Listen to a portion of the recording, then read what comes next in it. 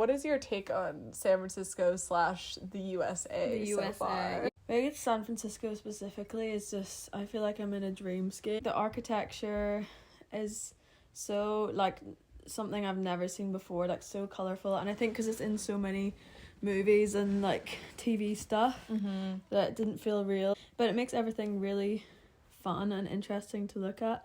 Like, all the shops, like, I love the little supermarkets, like, I love all of the, like, the tacky restaurants and, like, the neon signs and all. I just think it's all so inspiring in a way. I don't know, I just love how it looks. In terms of culture, I've definitely noticed, like, the greater freedom of expression here, and maybe you can speak to whether that's the West Side or if that's a US thing in general, but I think it's a really good thing that people are in general a lot more free to express themselves how they want.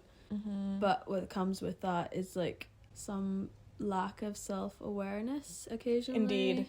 I think it's brought up that question of, like, is all art valid? How do you encourage people to express themselves?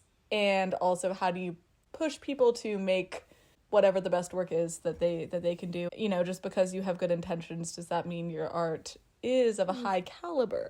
Yeah, that has been an interesting learning the sort of socio-political landscape of the US of A as Indeed. well. Me, first of all, as a white person, be part of that anti-racist movement, but also as an outsider to this country, like, do the anti-racist work In a new sphere that you're still trying to, like, understand and make sense of and learn about. Yeah, I think that's a really good point.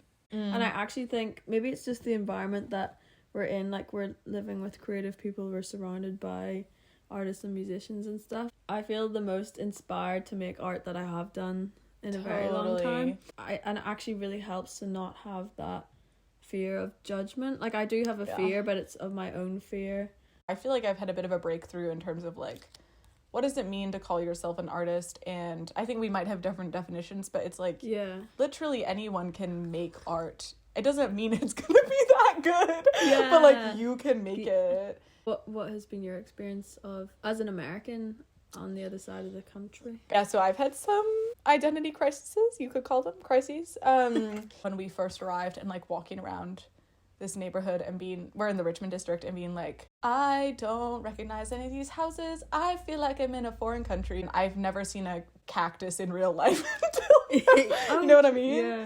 And the other thing is we went to this college party. Shout out to UC Berkeley. I didn't know, like, half the songs that were being played. I didn't know any of the songs. And just quite strange to be like, if I'd gone to uni here, I would probably fit right in, but I actually feel like very isolated from all these. Yeah. And a lot older than them, even though we're the same age. And that's no shade. I think it's just, like, a different situation. We're entering possibly a new phase of life now.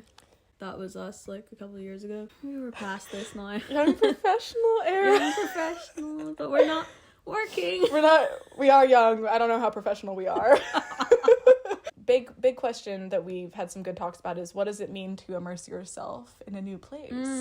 I haven't travelled outside of Europe before, and the main place I've been travelled been, like, France and Spain this summer, where I kind of had an idea of, like, what that culture would look like, or what I would, like, what immersing myself would mean. The US, then I found I was, like, in awe of everything that was new, but then at the same time would be, like, searching out things that were familiar. So, like, I'll go to all these really nice coffee shops, but it was, like, the same as at home, really. Like, I felt like I was just searching for, like, the white gentrified coffee. Why am I in this new place and still searching for these experiences that I can have that at home? It's the same. It also, like, really exploring, like, the exact locality of where we are. Okay, what are the streets surrounding us? Like, what are the local businesses that we can check out? How have you felt about doing Workaway? So Workaway, it's a website where people can advertise opportunities to stay in their home in return for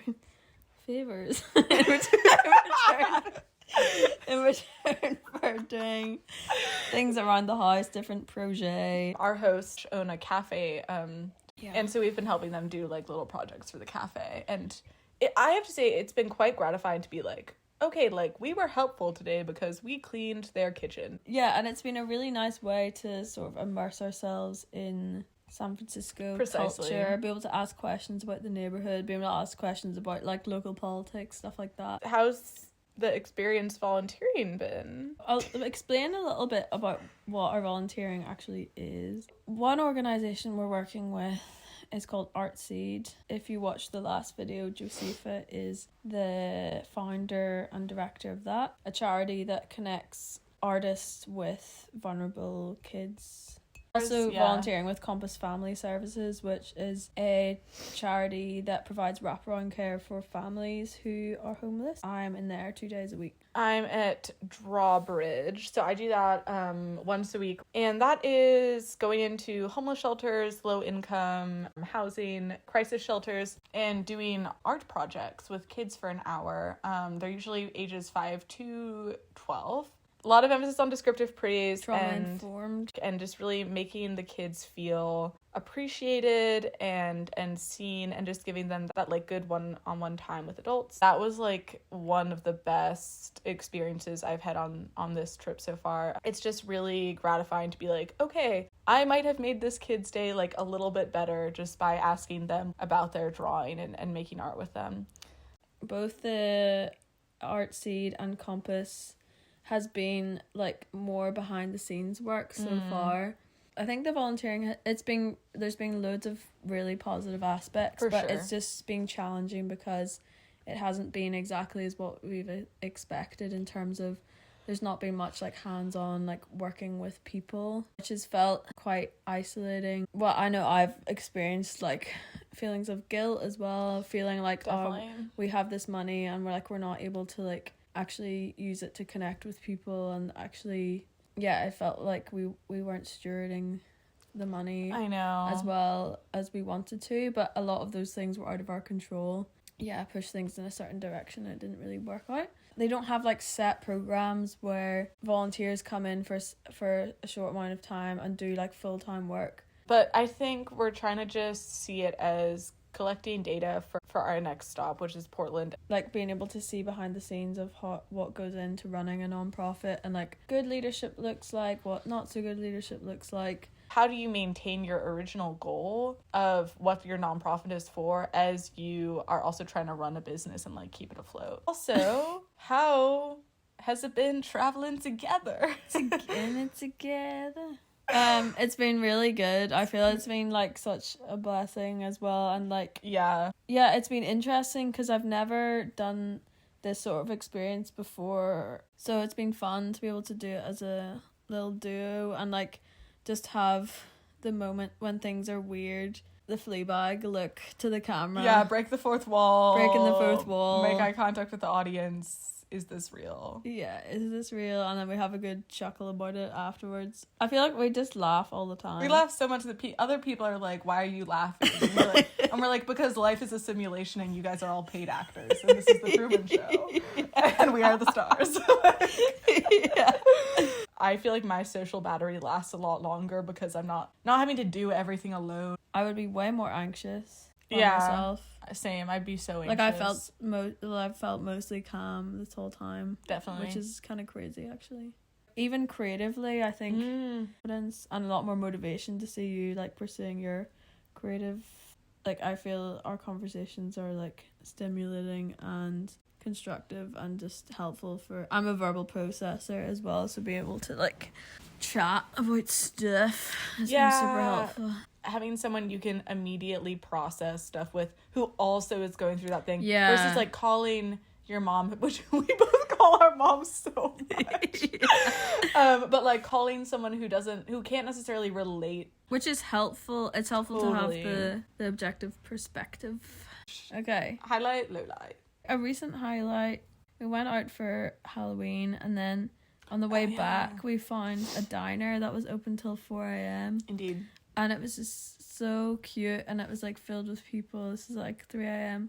and I got a slice of apple pie. Lowlight, recently we were walking past this like taco place and we went in paid like $12 or whatever it was, and it was literally so not tasty. Yeah, we paid like $18, 18 burger bucks for those tacos, and they were garbagiana.